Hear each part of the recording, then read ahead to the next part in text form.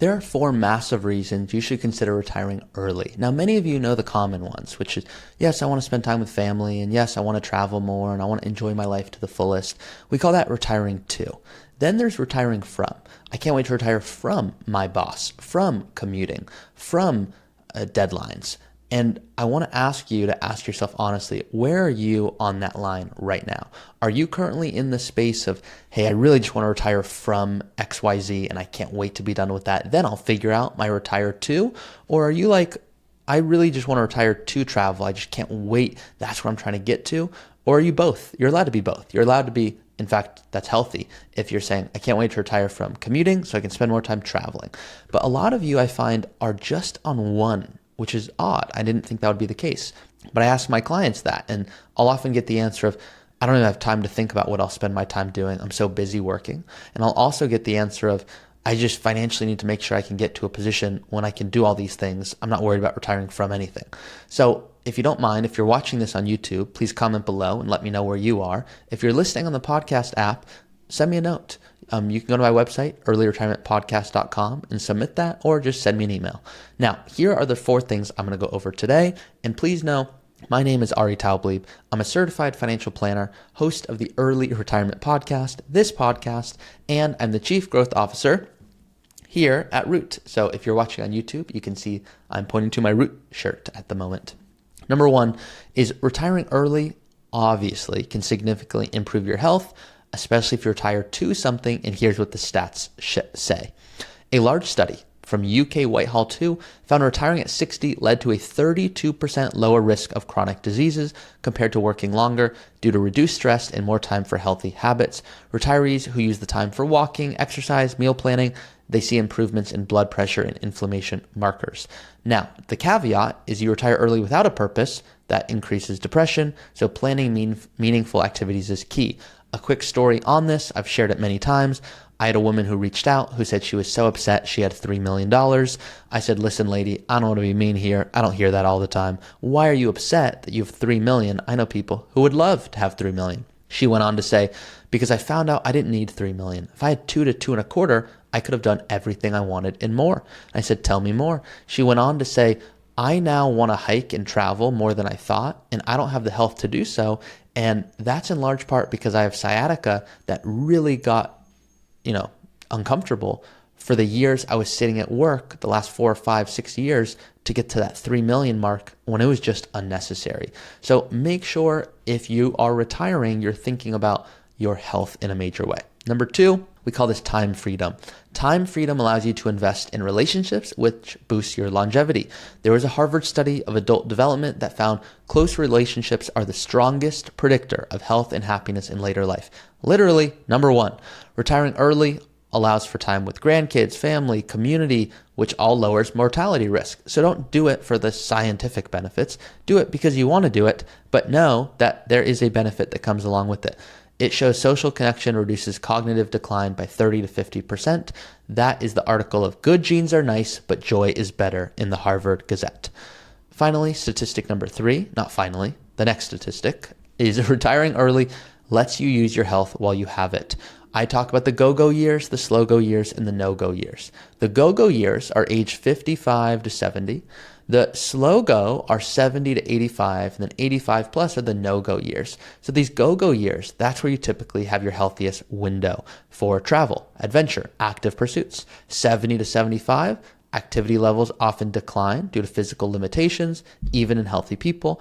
And then by retiring early, you maximize your quality years. Not the quantity, but the quality of years for the bucket list experiences, exploration, memory making, all according to a JP Morgan retirement guide from last year. As always, thank you for watching my videos. We're going to get right back to today's video, but first, check this out.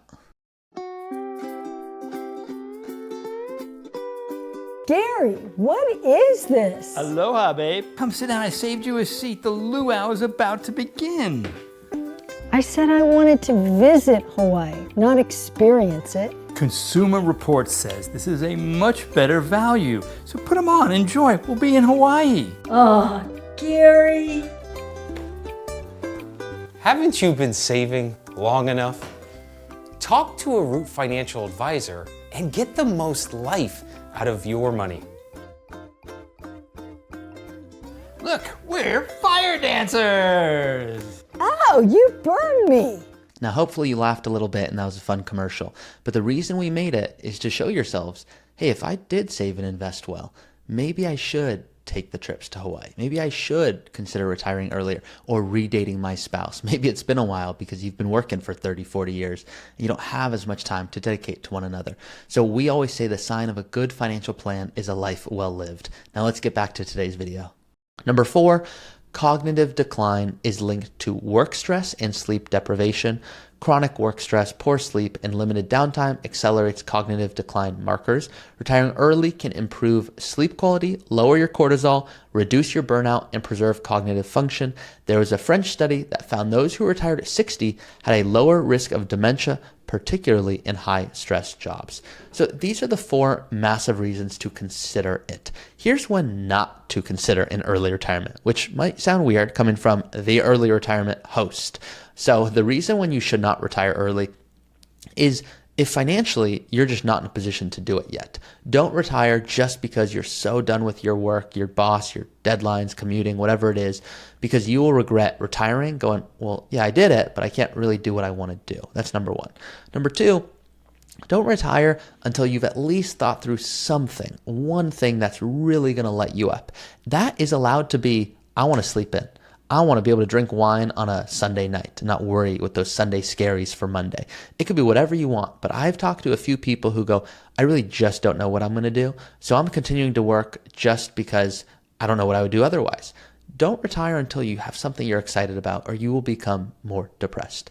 Number 3, which I would argue is potentially the biggest one, don't retire until not just financially you know you can make it happen, but that you have a strategy for how you're going to tackle creating income.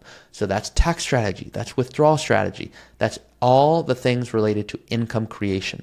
Are you ready to be able to implement a strategy that's going to give you the confidence to spend money without running the risk of running out?